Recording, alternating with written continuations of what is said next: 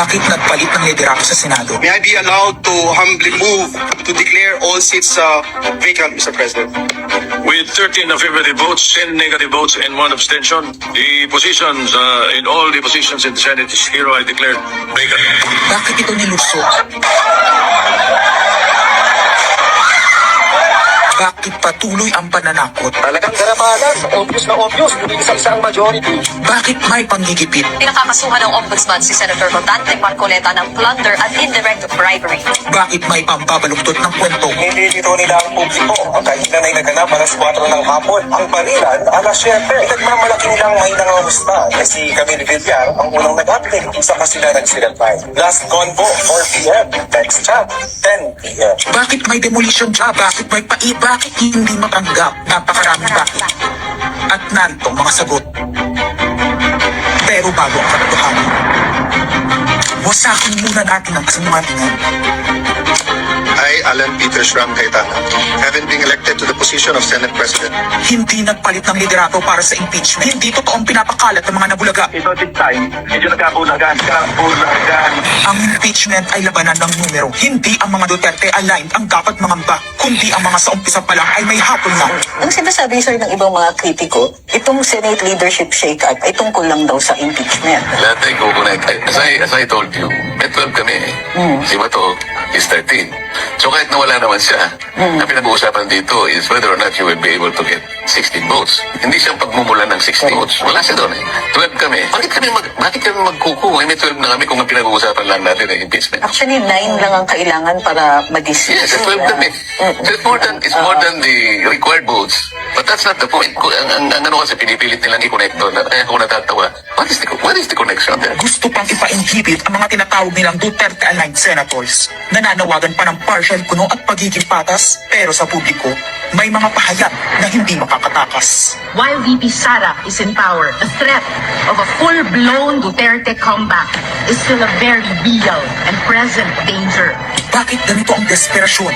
Bakit hindi maikubli ang gigil? No. Bakit natataranta ang lahat? Mr. Speaker, I move to endorse to the Senate the resolution setting forth the articles of impeachment. Darito ang pagsisiwala.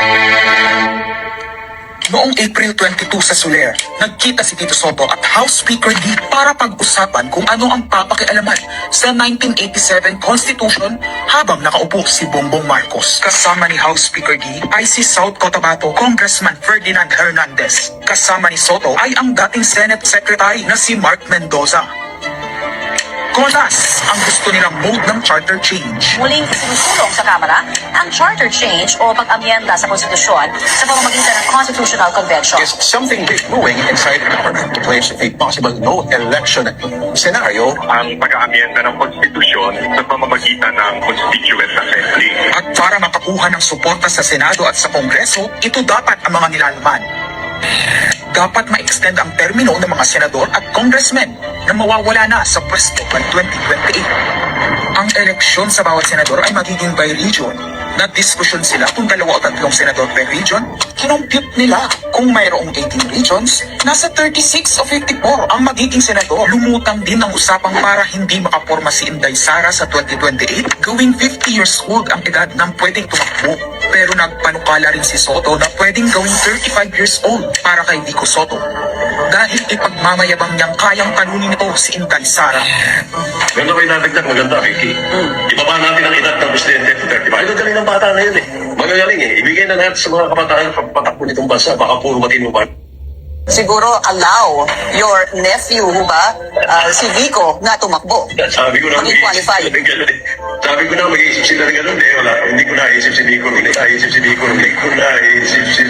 Rune. Ang impormasyong ito ay mula mismo sa kasama sa meeting. Kasama din nila ay isang congressman, isang gobernador, isang retired military officer, isang dating may mataas na katungkulan, at 5 mula sa private at business sector. Kaya ba binaliwala ang panawagan ng taong bayan? Kaya ba binaliwala ang paalala ng Iglesia ni Cristo? Hindi po nagbabago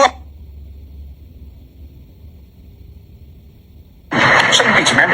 Kaya ba nagtatapang-tapangan ang mga umaastang bida sa ginagawa nilang tunay na drama? Kaya ba nila ng eleksyon na magaganap. Hindi po kami natatakot sa susunod na eleksyon. At ang boto sa impeachment ay refleksyon ng boto sa pagsira sa 1987 Constitution. Pabor ang karamihan sa mga pagbabago sa ligang batas, lalo na sa usaping ekonomiya. Ngunit kung papakialaman ng iilan ang konstitusyon para maghari-harian at para sa pansariling kumanda kayo sa galit ng bayan. Ang pagpapalit ng liderato sa Senado ay hindi kakaiba. Ito ay nakabase sa prioridad at gusto ng mga senador. Bumabahana ng ebidensya laban kina Bongbong Marcos, Liza Marcos, Sandro Marcos at Martin Romualdez. Kailangan ng may bayag sa Blue Ribbon Committee. Ipinangako na sa mga korap na mambabatas ang perang maliliko sa 2027. 2028 national budget. Dapat pigilan. 2028, alam natin that's the election budget. And it was assured to the congressman this will also be the CONAC budget. Naglilingisa ng malaking sindikato ang pamahalaan. Sinusuportahan ito ng mga dating kalaban, mga tinulungang manalo noong nakaraang eleksyon, mga may galit sa nagdaang administrasyon.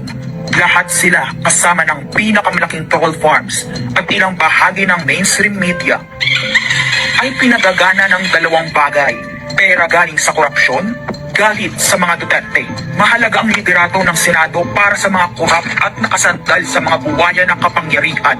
Ngunit mas mahalaga ito sa mga naninindigan na ang Senado ay bantayog ng konstitusyon na hindi dapat tinatakot, sinusuhulan at iniipit upang maging tau-tauhan.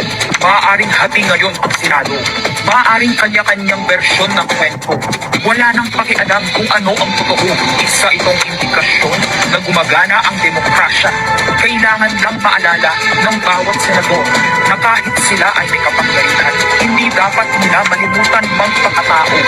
Sa kabila ng lahat ng problema, pinakamababang halaga ng piso sa kasaysayan, mataas na bilihin at gasolina, kawalan ng trabaho, halos wala ng makain, nagpapakamatay na mga magsasaka. Ang iniuna ay politika, impeachment at kung ano-anong propaganda para mabalik ang kontrol sa Senado ng mga nangako na maisakatuparan ang pagpapahaba ng panahon sa kapangyarihan. Kung magde-deny yung mga nandoon sa meeting na yon at pabubulaanan yung aking sinabi, then sasabihin ko kung sino ang nagsiwalat sa amin. Kasi magugulantang ang buong bansa pag siniwalat ko kung sino yung nagsabi sa amin. So mao dito ang video nga gi-present ni Sir Amy Marcos mga amigo no atong panahon bitaw nga nag-meeting ang mga senado bitaw katong gipaklo wala yata to record ni Sir Subiri. Mao to sa nga video. So gipakuha to siya karon para makita bud sa uban kung unsa to nga video kasi mao to sa nga video no. In my own opinion lang. Kung sa ako lang kung kato gyud ang ilahang i-push nga mga plano sa gobyerno sa panggobyerno, grabe gyud tingluya sa mga taong bayan. Wala nila una-una ang pagmahal sa presyo sa mga gasolina, maliton, unemployment, inflation, ang atoang dollar, ang atong kwarta nga piso, puti nang mubuas 61 na. Wala na lagi na una-una, ang ilang gihuna-una is ang pansariling interest lang.